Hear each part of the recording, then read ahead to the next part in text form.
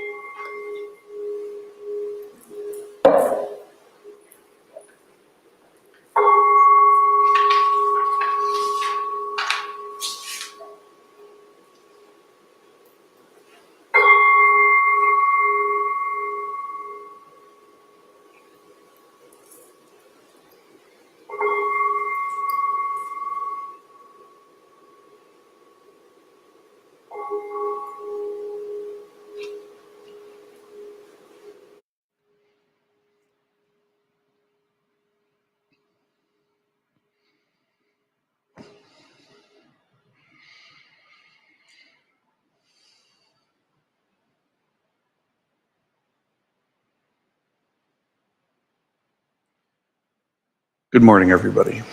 If I could have your attention for just a moment. We're going to begin service today with an acknowledgement of the provisional Shoken student status of Sangha House residents Kensei and Kokai. You'll see that there'll be a proclamation of intention as they enter the Zendo for the first time formally as provisional Shoken students. And then Reverend Shokai shall lead them in a circumambulation of the community. I should ask that if you are so moved, I hope you are, when they come before you, if you would acknowledge their provisional Shoken student status by simply raising your hands palm to palm together in Gassho as they process before you, that would be the appropriate gesture. I'll explain more in the talk today, but for now.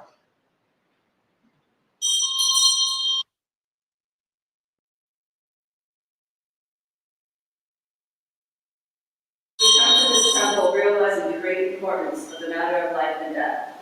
We ask our teachers to guide us in our training, and we offer our practice for the liberation of all beings.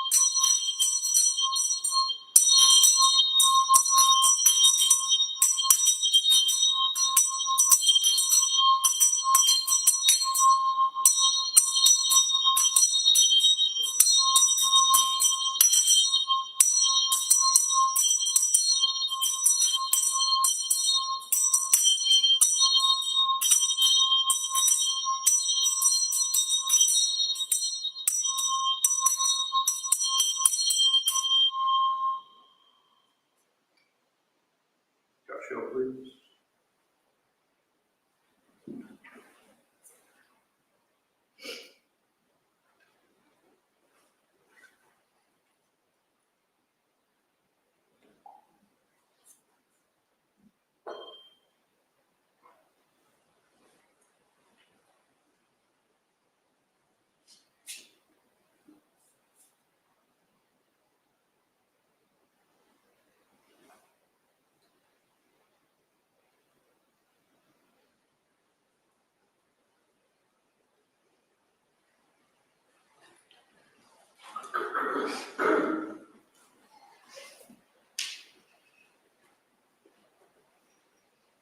We'll begin our morning liturgy on page 2.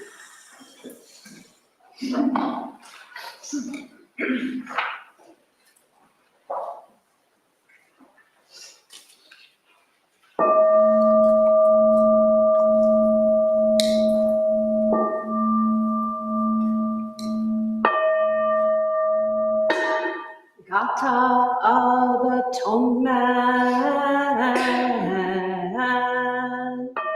all evil karma ever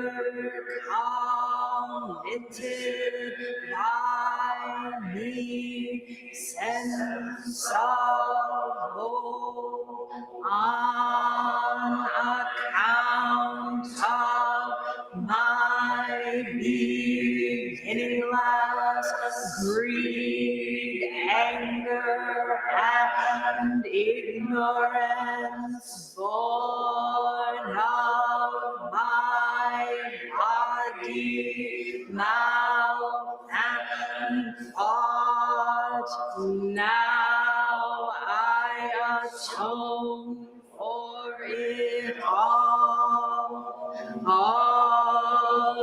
evil karma ever committed by me, sense of woe, on account of my beginningless greed, anger, and ignorance, born of my body, mouth, and thought. Now I atone for it all evil karma ever committed by me, sense of woe, on account of my beginningless greed, anger, and ignorance, born of my body, mouth, and thought. Now I atone for it all.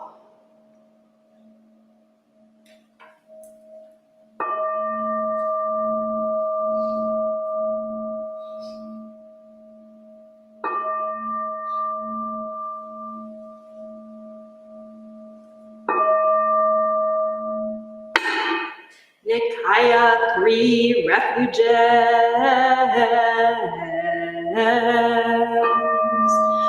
Buddham Saranam Gacchami. Buddham Saranam Gacchami. Dhammam Saranam Gacchami. Dhammam Saranam Gacchami. Sangham Saranam Gacchami. Sangham Saranam Gacchami. I take refuge in Buddha. I take refuge in Buddha. I take refuge in Dharma. I take refuge in Dharma. I take refuge in Sangha. I take refuge in Sangha.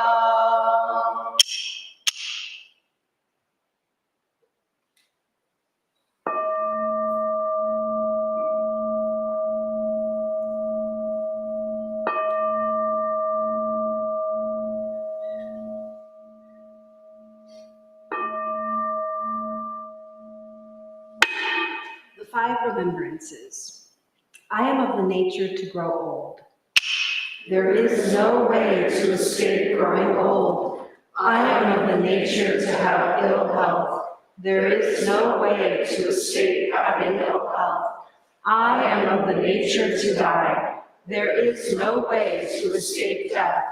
All that is dear to me and everyone I love are of the nature of change. There is no way to escape being separated from them. My deeds are my closest companions. I am the beneficiary of my deeds. My deeds are the ground on which I stand. I am of the nature to grow old. There is no way to escape growing old. I am of the nature to have ill health. There is no way to escape having ill health. I am of the nature to die. There is no way to escape death. All that is dear to me and everyone I love are of the nature of change. There is no way to escape being separated from them. My deeds are my closest companions. I am the beneficiary of my deeds. My deeds are the ground on which I stand. I am of the nature to grow old. There is no way to escape growing old. I am of the nature to have ill health. There is no way to escape having ill health. I am of the nature to die. There is no way to escape death. All that is dear to me and everyone I love are of the nature of change. There is no way to escape being separated from them. My deeds are my closest companions. I am the beneficiary of my deeds. My deeds are the ground on which I stand. This precious human life, rarely encountered, is easily lost. Now that I have life and opportunity, may I practice the Dharma wholeheartedly.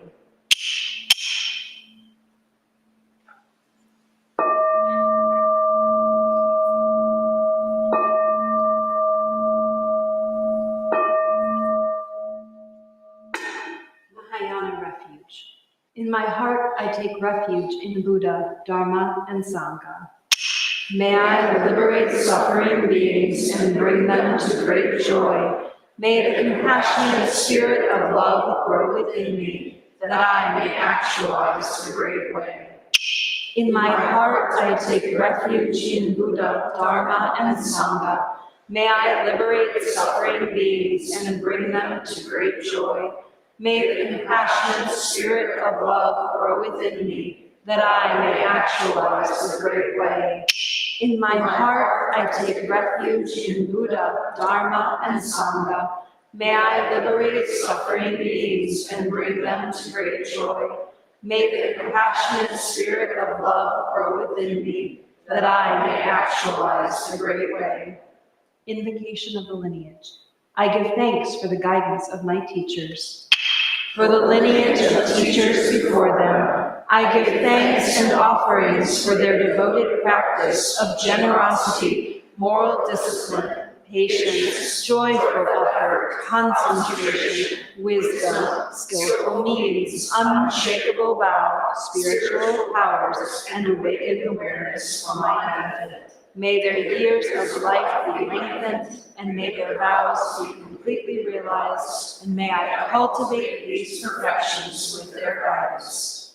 7 practices of the Bodhisattva.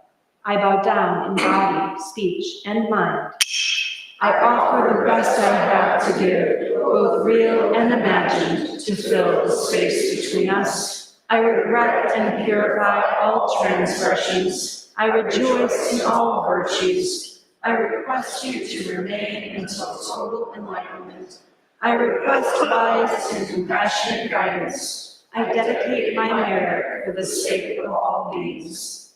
Generating love and compassion. May all sentient beings be free from clinging and hatred.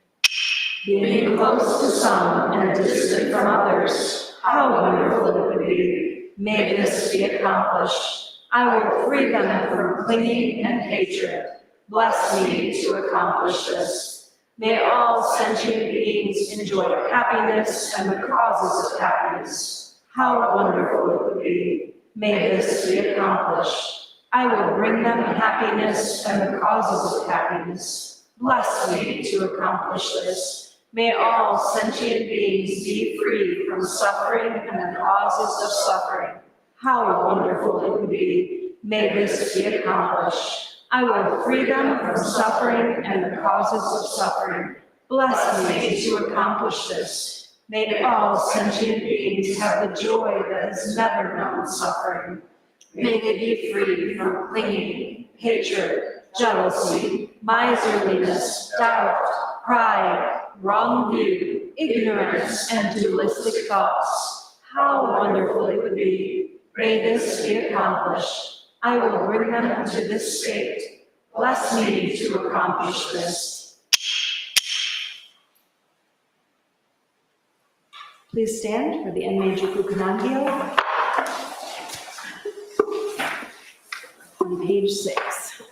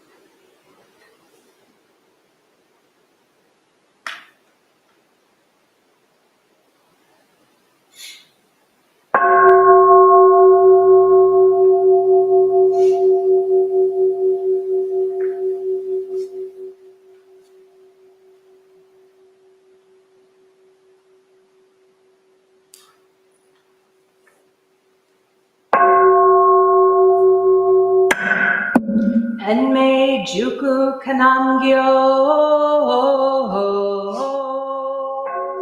Kanzeyan Namu Butsu Yo Butsu Uen Yo Butsu Uen Opo So En Jo Raku Gajo Chonen Kanzeyan Bonen Kanzeyan Nen Nen Ju Shin Ki Nen Nen Furi Shin Kanzeyan Namu Butsu Yo Butsu Uen Yo Butsu Uen Bo So En Jo Raku Gajo Chonen Kanzeyan Bonen Kanzeyan Nen Nen Ju Shin Ki Nen Nen Furi Shin Kanzeyan Namu Butsu Yo Butsu Uen Yo Butsu Uen Bo So En Jo Raku Gajo Chonen Kanzeyan Bonen Kanzeyan Nen Nen Ju Shin Ki Nen Nen Furi Shin Absorbing world sounds awakens a Buddha right here. This Buddha, the source of compassion. This Buddha receives only compassion. Buddha, Dharma, Sangha, just compassion. Thus the pure heart always rejoices in the light. Recall this in the dark. Recall this moment after moment. The true true heart arises time after time. There is nothing but this absorbing world. Sounds awakens a Buddha right here. This Buddha, the source of compassion. This Buddha receives only compassion. Buddha, Dharma, Sangha, just compassion. Lust of your heart always rejoices in the light. Recall this in the dark. Recall this moment after moment. The true heart arises time after time. There is nothing but this absorbing world. Sounds awakens a Buddha right here. This Buddha, the source of compassion. This Buddha receives only compassion. Buddha, Dharma, Sangha, just compassion. Lust of your heart always rejoices in the light. Recall this in the dark. Recall this moment after moment. The true heart arises time after time. There is nothing but this. Infinite realms of light and dark convey the Buddha mind. All that is and we ourselves come forth in perfect harmony. We offer this sincere and devoted practice for the many beings of the 6 worlds and dedicated in grateful thanks to the strength and sound practice of the Great Heartland Sangha and its teachers. May our virtuous actions be clear from all interferences, and may our vows be fully realized.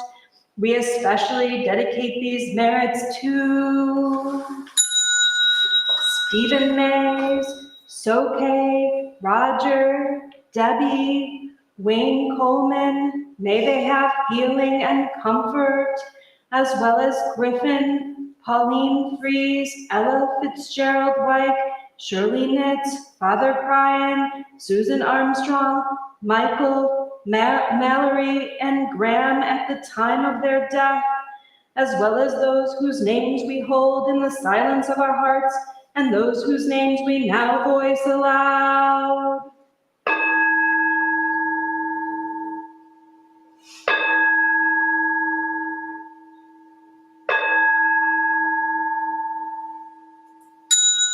May we live in perfect peace with Buddha Dharma, and may we realize the Buddha way together.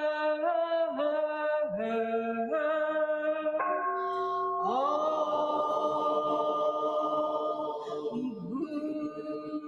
Buddhas throughout space and time, all unheard ones, Bodhisattva, Mahasattvas, wisdom beyond wisdom, Mahaprajna Paramita.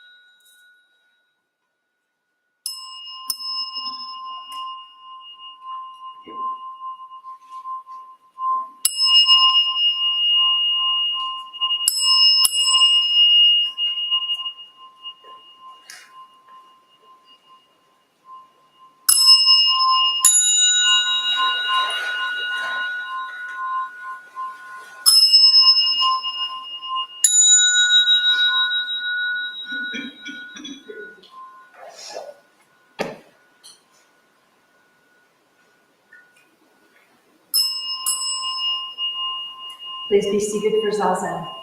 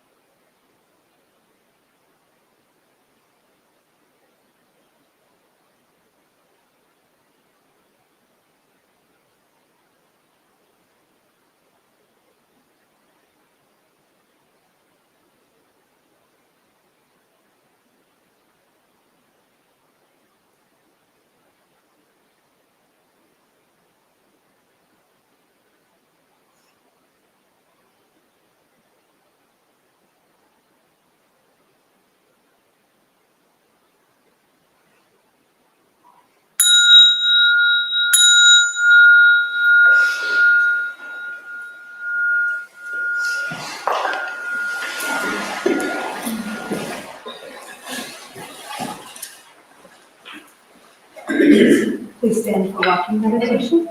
With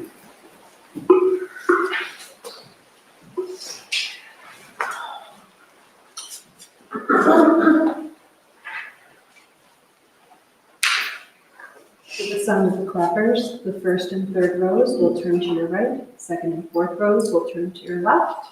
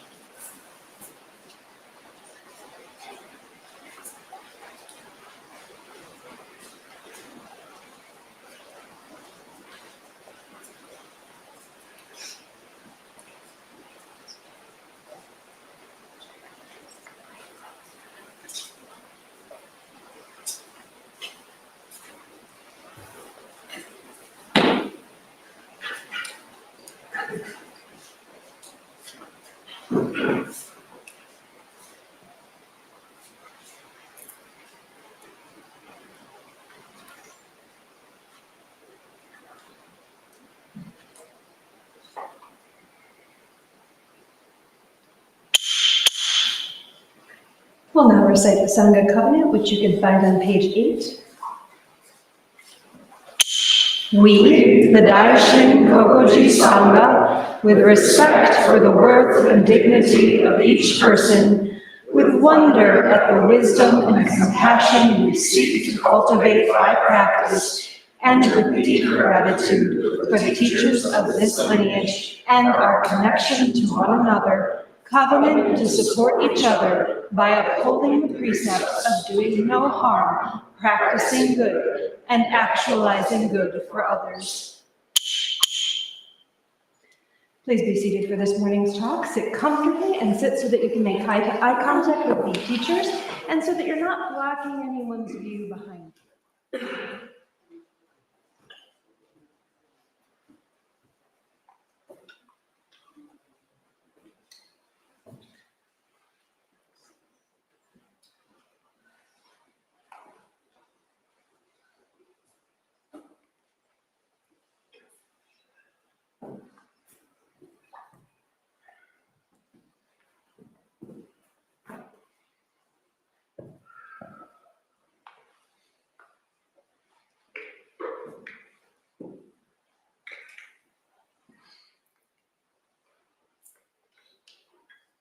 We'll begin with a chant on page 8, the Gata opening the sutra.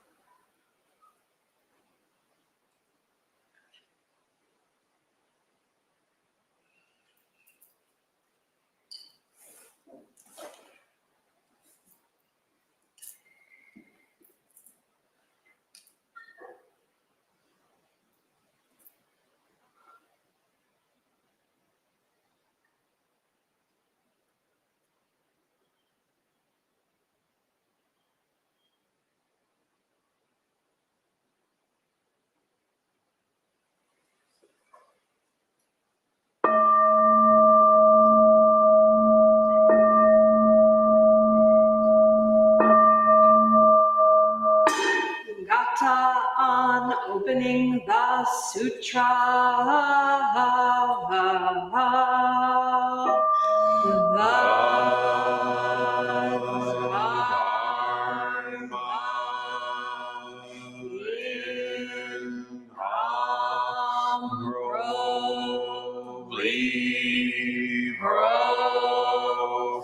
Profound and infinitely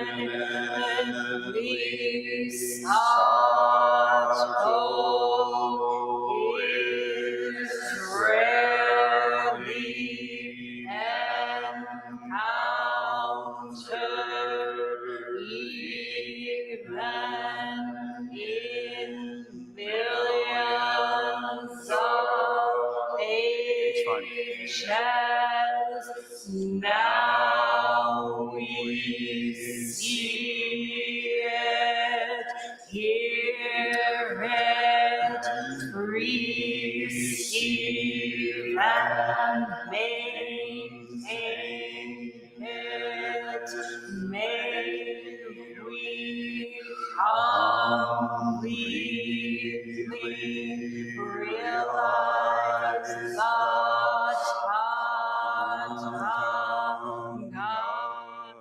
has true meaning.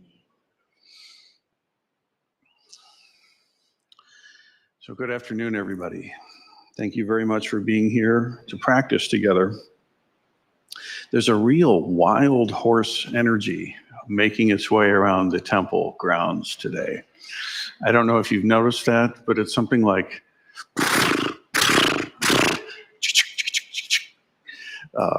it's all over. It's really interesting. I don't know if it's the wind whipping through with the leaves' last gasp, or more likely, perhaps, and sadly, this sort of bleak mood that society kind of has us in.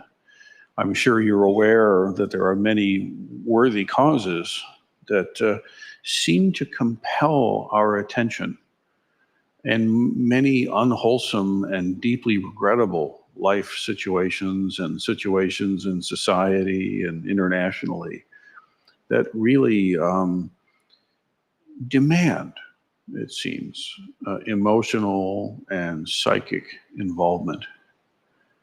Have you noticed the almost constant bombardment, mental bombardment, images, things to be freaked out about? And I'm not saying they're not real.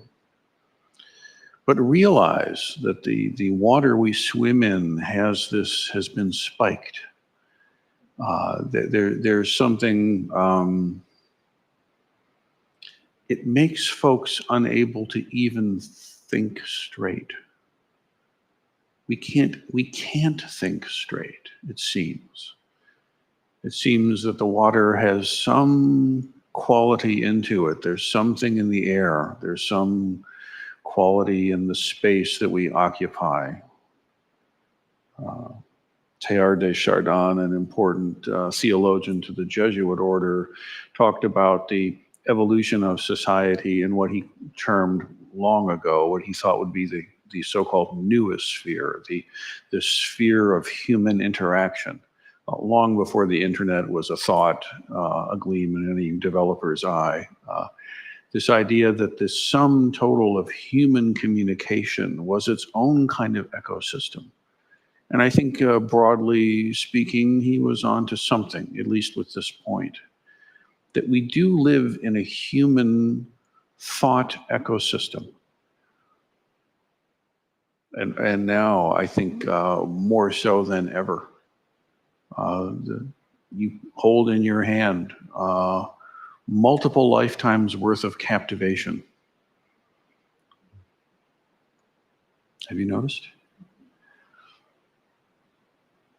And like it or not, agree to it or not, it really seems the hysterical screamer from outside, the coat hangers that simply won't behave correctly for some reason, the frenetic moving around trying to get the Zoom to work.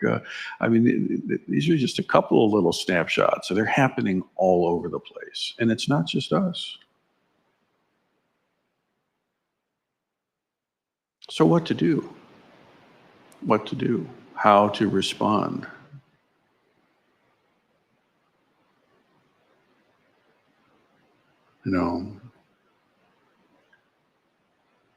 Part of the response that the Dharma holds up for us, and this is something that we all are the lucky inheritors of, this wonderful richness.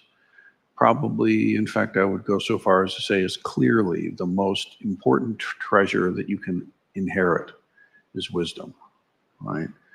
And wisdom as sifted through centuries of human life and experience.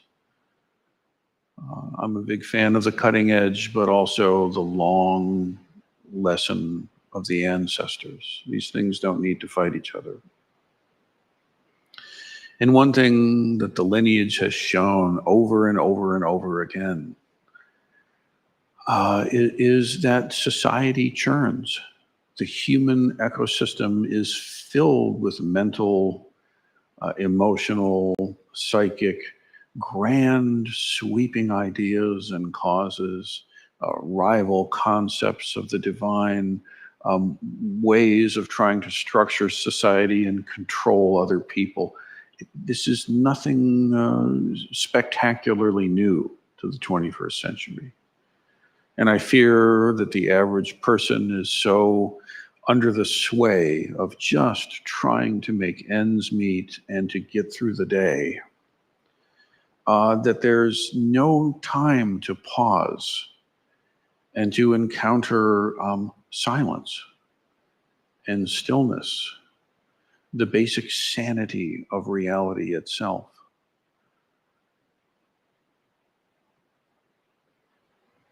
You know, it would seem that the person screaming as they go down the trail is asserting themselves successfully, that they are expressing the mind and, you know, whatever it is they think they're doing, if they're even aware of it. Or the sound of the jet engines that go over here now and then with their incredible ferocity and sharpness, with all the might that they do have to muster. It would seem that that's power, but it is not. Actually, the silence of the sky was there long before that jet and will be there long after. The pristine stillness and silence of these grounds is actually unmarrable by the ravings of anyone. But for us to be able to access that for ourselves, this is another thing. We have to find a way to be able to unplug from that mental bombardment from outside, and then actually from that which we create for ourselves from the inside, which actually is louder. Those who have done retreat will know. Perhaps those who've even sat a period of Zazen. Here you are sitting, looking for all the world as a serene Buddha in the beautiful temple with the fall.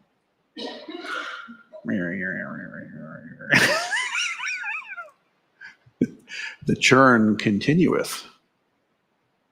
Did you notice that? Are you okay with that? Is that cool? Like, did you sign on for that? Did you give that a permission? Do you enjoy it? Is it helping? I think probably not.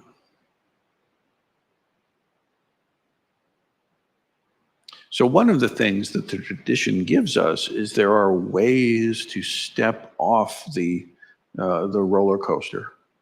There are ways to like kind of bow out of the circus for a little bit and to get our bearings again. And it's staggering to think that these insights and ways of practicing were so necessary thousands of years ago, hundreds of years ago, before any of the current specific maladies existed. Because why? Because human mind, because greed, anger, and ignorance, delusion, hatred, and obsession. It really comes down to this.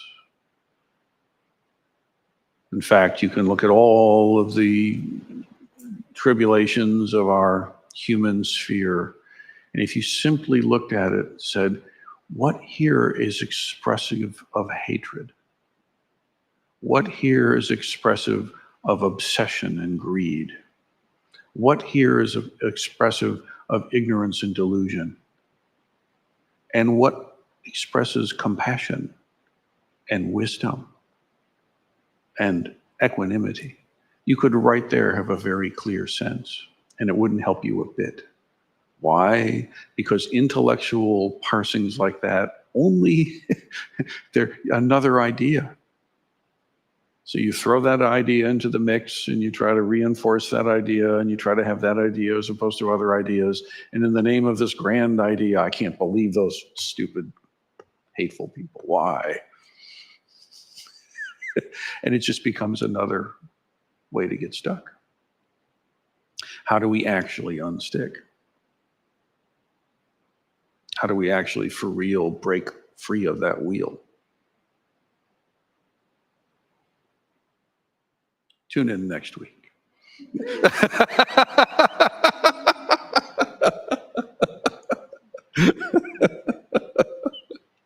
Keep them hungry, right?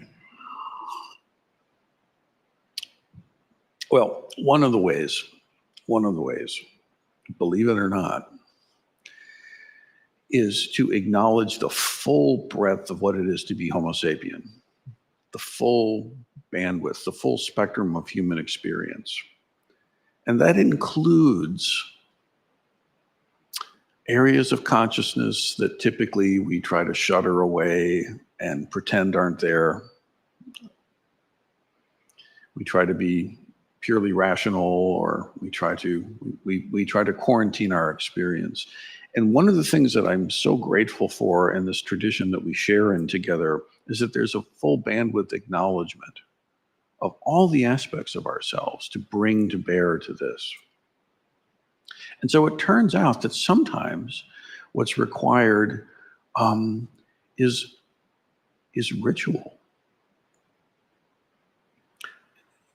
Robes of this color or that or another. Garments of some kind or the next. Space being arranged in this way, not that. Forms to follow. We do this, we don't do that. Now, be careful about it, because if you obsess about those things and you think they're true, you're screwed. Don't make a thing out of it, as they say, right? But on the other hand, if you just keep yourself forever at an ironic, skeptical Gen X distance to everything, as would be my tendency, then you never actually get the juice, because you're always so ironic and skeptical, huh? So how do we play fully and freely without clinging? How do we completely engage without attaching? And how do we completely engage in a way that actually includes the full spectrum of what we actually are, including the rational and the not so rational? Well, as I say, rites and rituals alone insufficient. But I would say that in normal human development, absolutely necessary and critical. I think perhaps at least some large share of society's ills have to do with the fact that many of us have no way of actually responding to the inevitable changes that occur in life. Think of the young people that have no clear way to actually step into adulthood and be acknowledged. Like just that one piece, right? And there's so many more.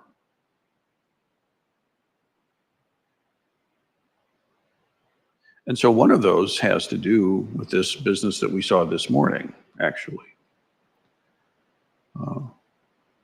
What's the purpose of parading around like that? I mean, we're all here anyway, just have a seat. Well, because you see, symbolically, imaginatively, physically, the first time that you take your seat wearing the practice robe of in this case, provisional Shoken student, that's a big deal. If you can acknowledge it. So if you notice the provisional students, and what that is folks who are in residence on temple grounds. So for a time, they're really immersing themselves in the training practice here in a way that acknowledges the world and is workable for folks. But this business of actually moving through the space in this specific pattern and being acknowledged by the community in this formal kind of ceremonial way. And then the last thing that happens then is this 3 formal bows to the seat of practice. That's what that was. To acknowledging the fact that being allowed entrance in and being having access to the seat of practice. Like, oh my goodness, I found it. I can actually take a seat in the Zendo and engage in the Buddha Dharma for real. That's worth expressing some gratitude for. That's worth expressing. And the way that we do that, of course, is informed by the tradition itself. So the details it could swap.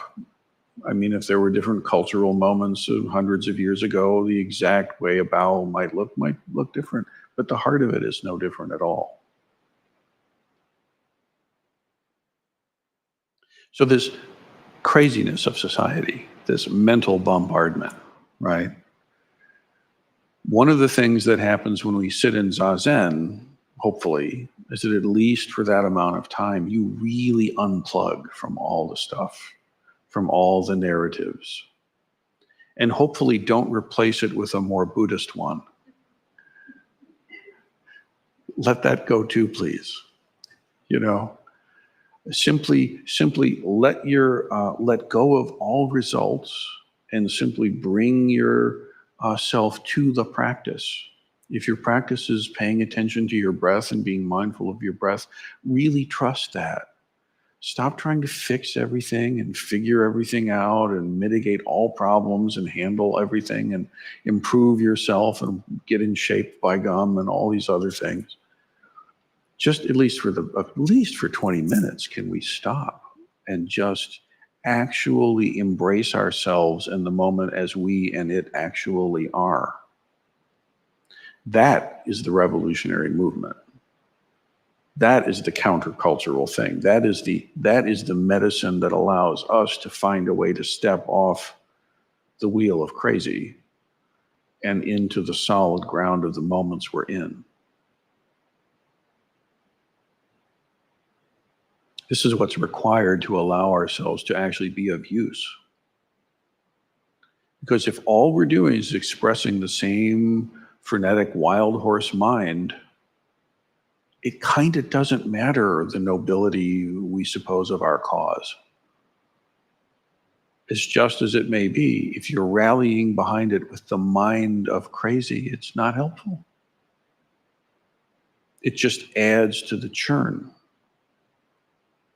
Whereas the bodhisattva, someone who's really taken on the business of cultivating awareness, can step into that same situation and actually make a difference. And they may not look at all the way you expect. They might look pretty much like you would expect. It just kind of depends.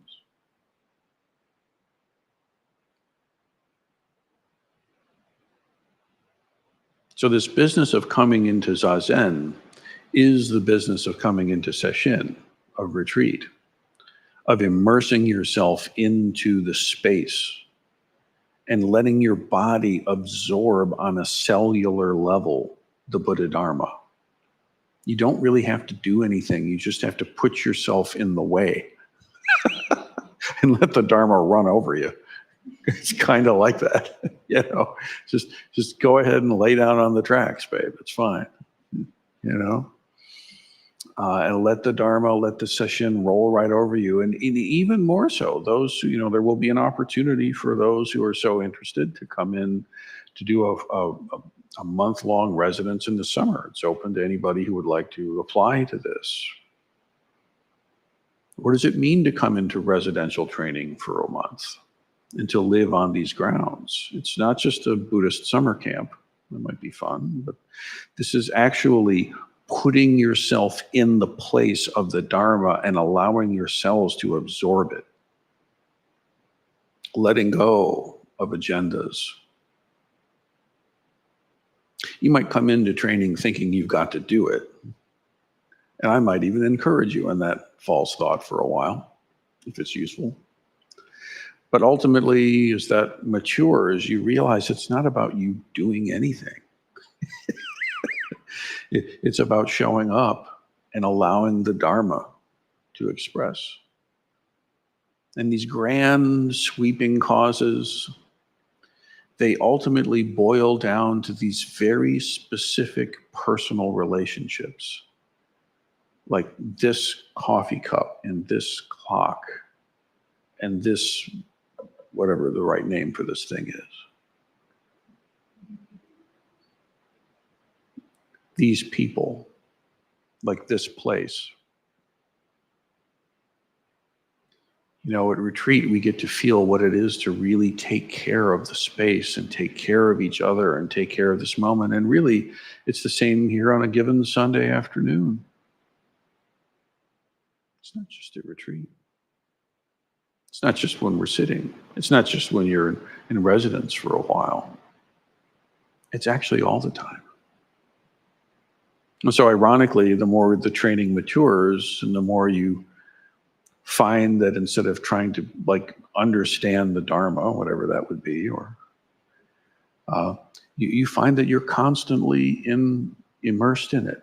You're expressing it effortlessly. And it shows up in all the different ways that our lives actually show up.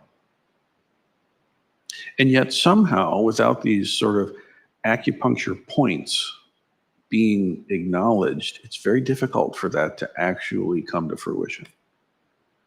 We can have all the right books and we can have the best intentions, but if we stay isolated and we don't get connected, it's almost impossible to really free yourself of that, samsara.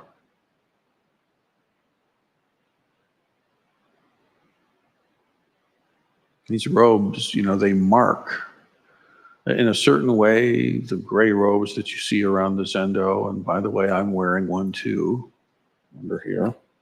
Yeah, there it is. Those gray robes, they, in a funny way, they make a practitioner blend in. There's a look to a Shoken student, provisional Shoken student, or full-on Shoken student.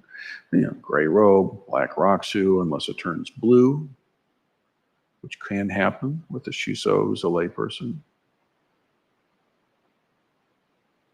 And there's value in that. In a very real way, your practice of Zen is nothing personal. In fact, when you sit Zazen, you need to drop all aspects of yourself. The more you carry your identities into the sitting, the more trouble you have. Those identities matter, but not when you sit. When you sit, just sit. Don't sit as I'm not sitting as a Roshi when I'm sitting. If I did, I wouldn't be a Roshi. Just sit. I'm not even Rinsen. I'm not Jay. I'm not even a white, overeducated man.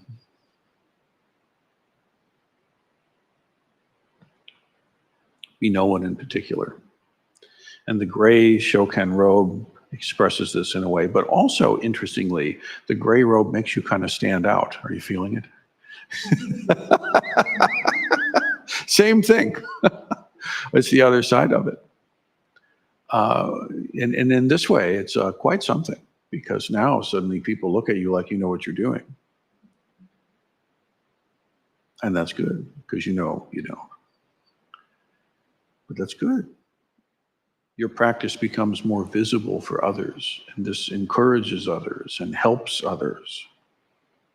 It empowers you to be of more use, and also to get over yourself. Kind of all at the same time.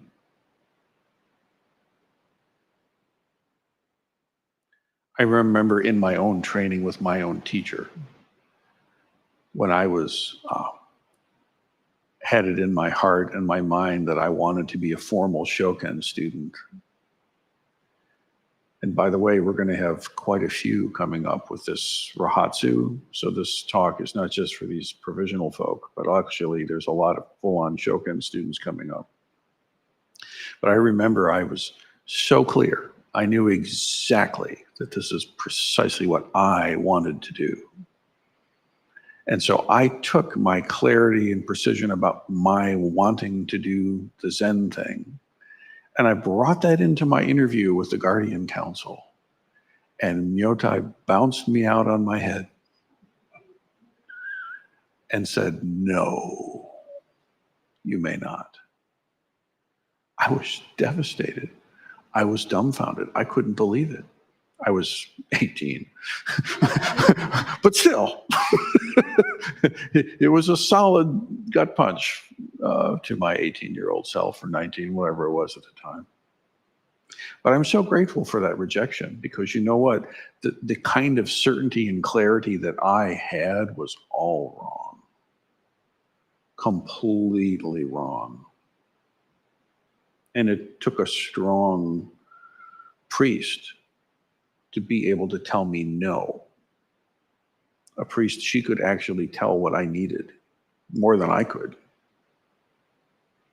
You might think, well, this kid needs to become a student and get it going, so let's get him in here. But no, the wiser thing is, no, wait.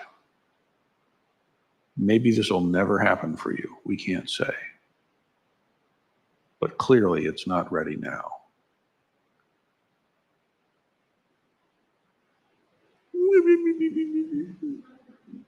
Bell rings, out I go. It's perfect. It's exactly what I needed. Because then what did I have to do? Well, I had to make a choice. Am I going to peel out of the driveway and raise the sacred mudra?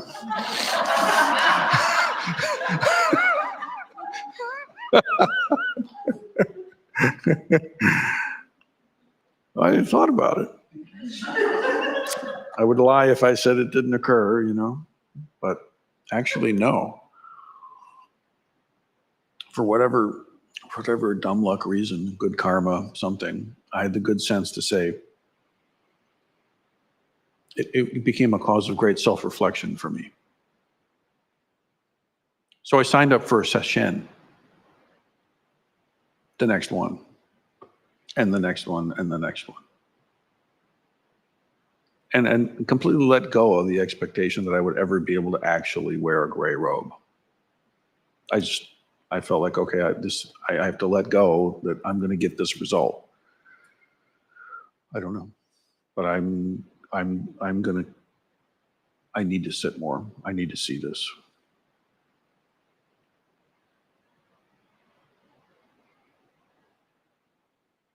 And then after some time, it was a year, maybe two,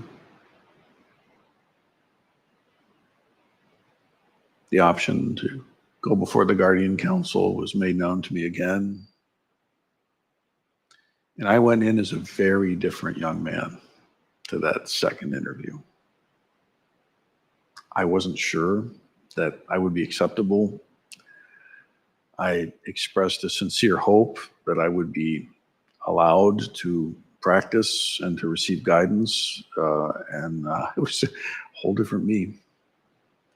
Far more ready to actually engage with a student-teacher relationship. And so here, even for folks to whom it's obvious, it's been obvious for a long time, let's wait. Let's give this a year. Those who may be interested in exploring Shoken, there's a process. It takes time.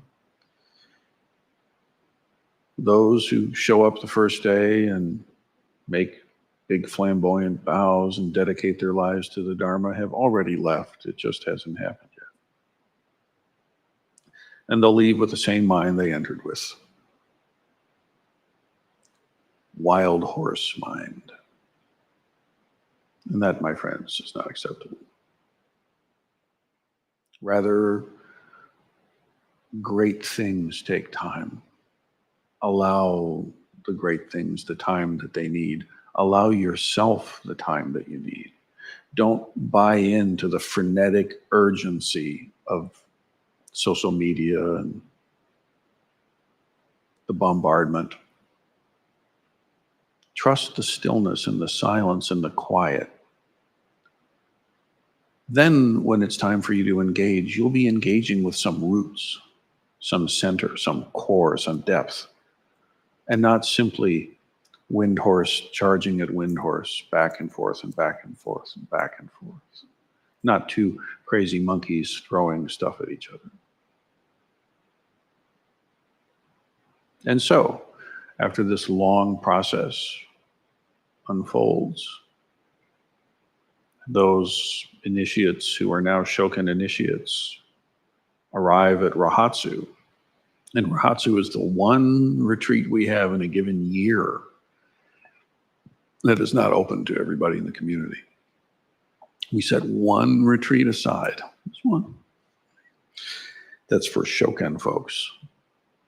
Those who have taken on the rigors and disciplines of formal student-teacher relationship within the Zen tradition with Sensei and myself in this lineage. And we buckle in and we do the thing.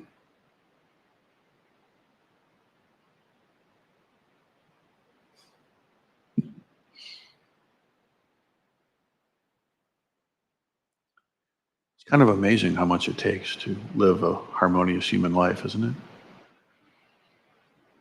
And you know what's crazy is at the end of the day, it just comes down to taking care of the dog and loving your family and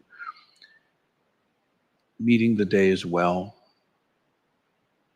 You wouldn't think it'd be so hard, but the truth is it is. And it kind of always has been. So for the sake of all those who are trapped with frenetic, wild horse mind, for those who are enmeshed in the mental bombardment of this landscape of mentation and urgency and crazy, may we all come to full and complete realization, and may this place of practice flourish for ourselves and all beings throughout space and time. May it be so. We'll conclude with the Bodhisattva vows on page 8.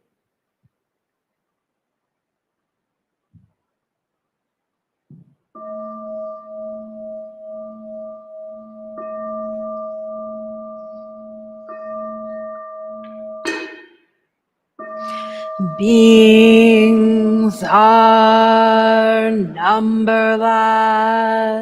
I vow to free them.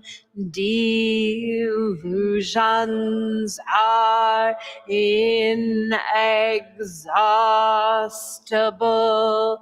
I vow to end them.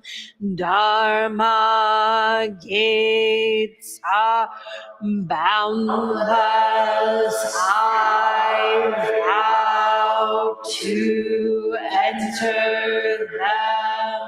The Buddha way is unsurpassable. I vow to embody it. Beings are numberless. I vow to free them.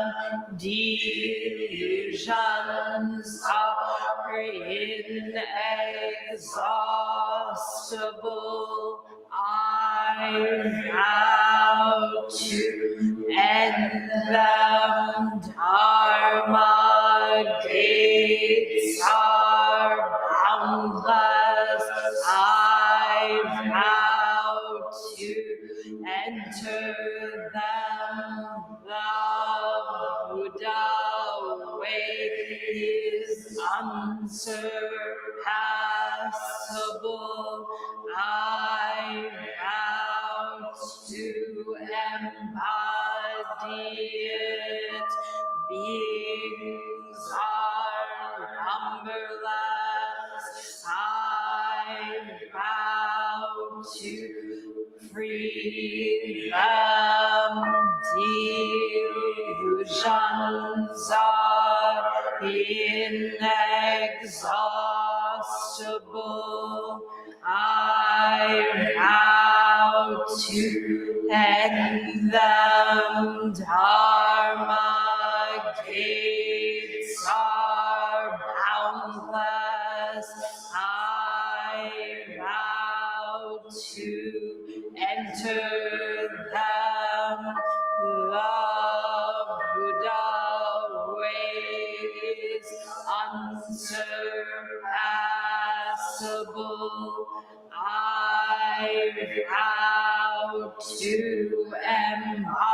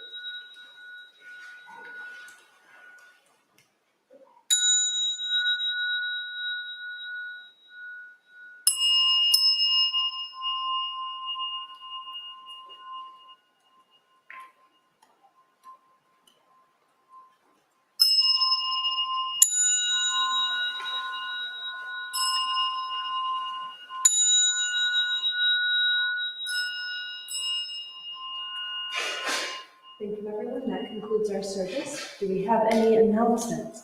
Can I grab a microphone for those announcements?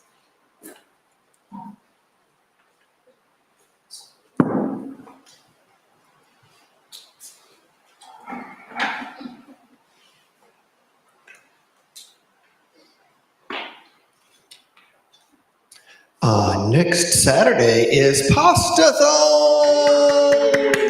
If you don't know what Pastathon is, it's where we make the pasta that we usually eat on Sundays. Yum. Huh? Yum. Oh, yum! Yes, yum. So there actually is no pasta today. We have pasta. Today's bagels, bagel day. So if you'd like to come and learn how to make pasta and join in our community event, it's actually quite a fun event. We had some new folks join us last time, and it was really, really wonderful. We usually start at about 8, but there is dawn practice on Saturdays, so you can come as early as 7 for dawn practice, and then we have some coffee together at 8 and get everything set up. We are reading from Ed Brown's book, No Recipe. Ed Brown is the person who gave our temple its name, the Daishin Kokuji Great Heartland Buddhist Temple. So he's very near and dear to us. So we read from that. We eat at lunch at noon and then read from that and kind of talk about it a little bit. And then there will be some folks joining us because it is a Shokin student-only workshop happening next Saturday at 2 o'clock. 2 to 5. So the Pastathon will kind of try and be wrapped up and cleaned up so some of us can go to that. Thank you. Hope to see you there. So, go ahead. Hi, so you're talking about, hi, my name is Bujo. You're going to talk about the eye-opening?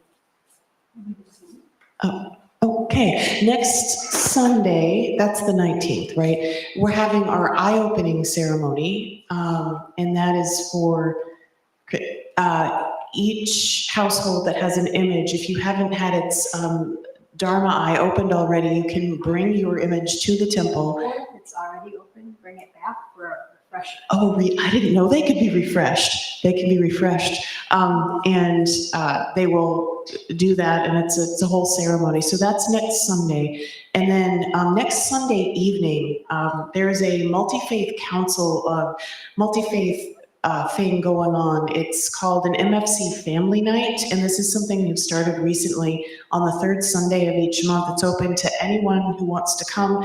There's at 5:30 p.m. and it's at a certain church. I think it's St. Paul's Lutheran. I'll post something about it. But it's a potluck for an hour. Then you break out and get to do different activities. And we're actually starting a choir, which I will be conducting. No idea how many people. It could be 2 or it could be 18. I don't know. But there is a choir and there's a speaker, a Christian Scientist, I think. So it's all sorts of stuff, and they're trying to really ramp it up. So if anyone wants to do that, it's at 5:30 next Sunday, and let me know and I can get you some more information. Thank you. So thank you, Reverend Secho, and thank you, Bujo, for sharing your announcements. Those are some examples of the types of things one might do along the path toward the day when one maybe wants to become a Shokan student, working with the monkey mind earlier in one's training. One other opportunity that is opening up now, we are making a change this year, and we are starting rolling admissions to the Jukai class for next year, for 2024. So beginning today, if you're interested in exploring the moral and ethical teachings of our tradition and becoming a Jukai student, a very good introductory practice, you can apply today and get all the details. There'll be flyers soon out front, and you can also ask me if you need more information or instructions. Thank you. Please restore the sendo.